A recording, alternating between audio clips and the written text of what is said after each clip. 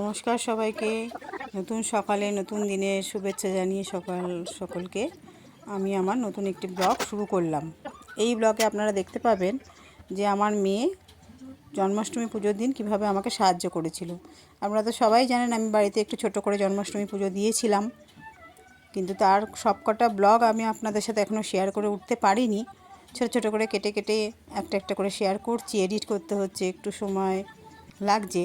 আসলে আমি তো আগেই বলেছি যে আমি যে ফ্ল্যাটে এতদিন থাকতাম, আমার ফ্ল্যাটটা আমি বিক্রি করে দিয়েছি, তাই একটা শিফটিংয়ের ব্যাপার আছে।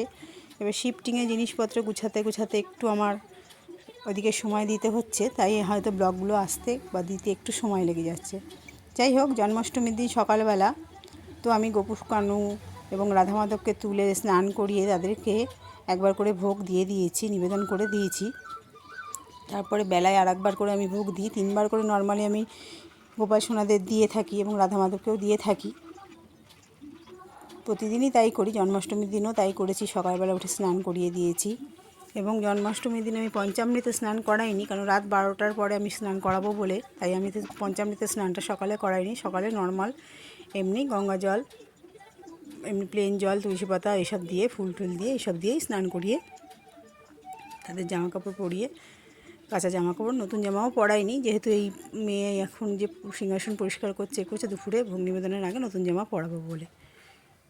সেই সব ব্লগগুলো আমি আপনাদের সাথে আস্তে আস্তে ধীরে ধীরে শেয়ার করব।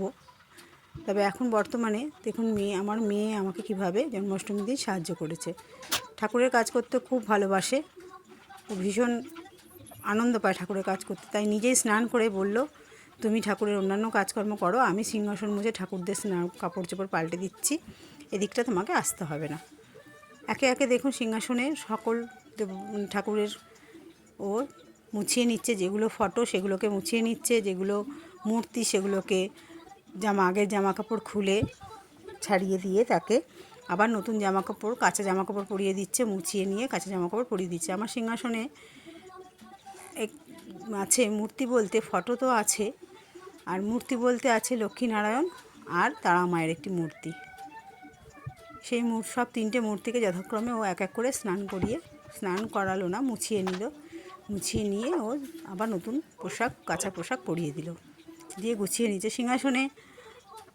এছাড়াও আমার আছে একটি সরস্বতীর মূর্তি, লোকনাথের একটি ফটো, একটি বিপত্তারিণী মায়ের ফটো, রাধাকৃষ্ণের একটি ফটো। রাধাকৃষ্ণের আগে তো প্রথমে ফটোয় পুজো করতাম, রাধাকৃষ্ণের ফটো মেয়ে মুছে নিচ্ছে, পরে মা বৃন্দাবন থেকে রাধা গোবিন্দর আমাকে মূর্তি এনে দিয়েছে। এখন তো সেই মূর্তিতে পুজো করি, আর আগের ফটোগুলো যেহেতু ওগুলো পুজো করে এসেছি, সেগুলো সিংহাসনে এভাবেই বসানো আছে। বন্ধুরা আমাকে জানাবেন তো, যে সিংহাসনে একই জিনিস, যেমন ধরুন এই রাধা গোবিন্দর তো আমার মূর্তি আছে, আমি কি এই ফটোটাও রাখতে পারি, পুজো করতে পারি, নাকি ওটা রাখা উচিত নয়? এটা আমাকে একটু আপনারা জানাবেন তো, আমার সত্যি এটা জানা নেই। গীতার কাপড় পাল্টে নিচ্ছে, গীতাতেও কাপড় ছোট, আমার গীতার ছোট সিংহাসনে, গীতার কাপড় পাল্টে নিচ্ছে। এছাড়া সিংহাসনে রয়েছে শিবের একটি শিবলিঙ্গ, যেটা নাকি ছোট, খুবই ছোট, সেটাও পাল্টে নেবে। আচ্ছা, আপনাদের এটা বলা হয়নি যে জন্মাষ্টমীর দিন গোপালের তো আমরা জানি জন্ম বা কৃষ্ণের জন্ম, তার সাথে সাথে অনেকেই হয়তো জানে, আবার অনেকেই হয়তো তারা নাও জানতে পারে না। আমারই কয়েকজন চেনাশোনা আছে যাদেরকে হয়তো বললে তারা বলেছে, ও আচ্ছা, এটা জানতাম না। যেটা জানতো না সেটা হচ্ছে জন্মাষ্টমীর দিন কিন্তু বাবা লোকনাথেরও জন্মতিথি। তাই আমি তো লোকনাথ পুজো করে থাকি 19শে জ্যৈষ্ঠ। জন্মাষ্টমীর দিন লোকনাথকেও আমি গোপাল সোনাদের সাথে সাথে, রাধা মাধবের সাথে সাথে আমি লোকনাথ বাবাকেও আমি ভোগ নিবেদন করব। তাই দুর্গা মূর্তিটি সিংহাসনে তুলে দিচ্ছি, এবং দুর্গা মূর্তিটি যে আলাদাভাবে একটি জলচৌকির উপর বসানো ছিল, সেখানে আমি লোকনাথ বাবাকে নিয়ে আসবো, কারণ তাকে আলাদাভাবে ভোগ নিবেদন করব বলে।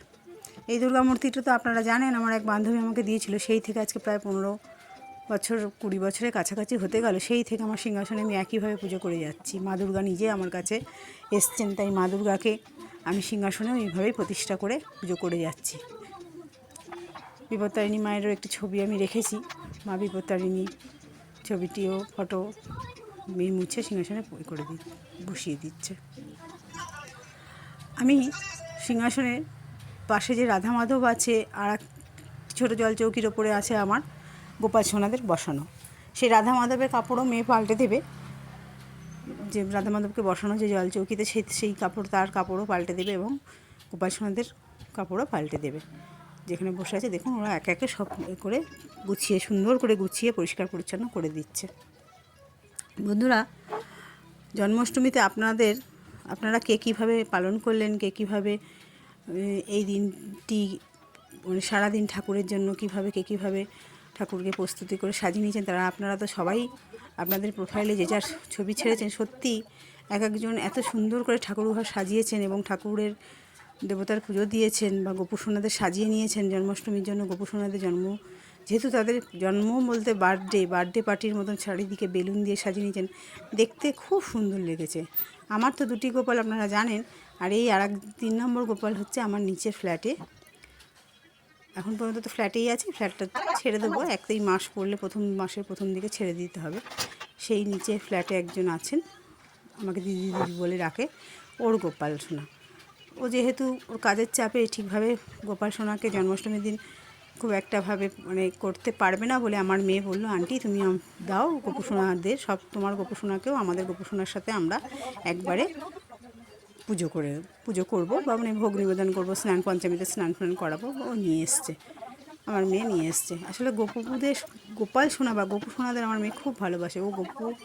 আমার মেয়ে ভীষণ গোপাল ভক্ত, তাই ওর গোপুসোনা দেখলেই ওর খুব ইচ্ছা হয় যে সব গোপুসোনাদের যেন ও নিজের হাতে যত্ন করতে পারে।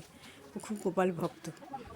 ও আমাকে সবসময় বলে, মা আমার যখন বড় হয়ে যাব, আমি যখন বাইরে চলে যাব চাকরি করতে, যদি আমি কোনো জায়গায় আলাদাভাবে আমাকে থাকতে হয়, যে সেখানে গিয়ে আমাকে তোমাদের ছেড়ে থাকতে হবে, তখন কিন্তু তুমি আমাকে গোপুসোনাটা শুধু দিয়ে দেবে, আমি ওকে রোজ মানে সেবা করবো, পুজো দেবো। আমি তো অত ঠাকুর তো তোমার দরকার নেই আমার, কিন্তু আমি গোপুসোনাকে কিন্তু আমার সাথে নিয়ে যাবো। মানে ও যেখানেই যাবে গোপুসোনাকে নিয়ে যাওয়ার জন্য বলছে, আমি একা যাব না, আমি আমার সঙ্গে আমার গোপুসোনাকে নিয়ে যাবো। গোপুদের জন্য আমি একটি গোমাতাও এনে দিয়েছি, যেহেতু গোপুসোনাদের অনেক সময় একা মেয়েকে নিয়ে আমাকে হয়তো ওর কোচিংয়ে যেতে হয়, ওকে নিয়ে দৌড়াদৌড়ি করতে হয়। ও বিভিন্ন কোর্সের জন্য পরীক্ষা দিতে যায়, যে ওর বিভিন্ন যে কম্পিটিটিভ পরীক্ষাগুলো থাকে, তাকে নিয়ে আমার দৌড়াদৌড়ি করতে হয়। তাই একটি গোমাতা গোপুসোনাদের কাছে আমি একটি গোমাতাও এনে দিয়েছি। দেখুন আমার মেয়ে কী সুন্দর গুছিয়ে গেছে, সাজিয়ে নিয়েছে। কেমন লাগলো ব্লগটি বলবে।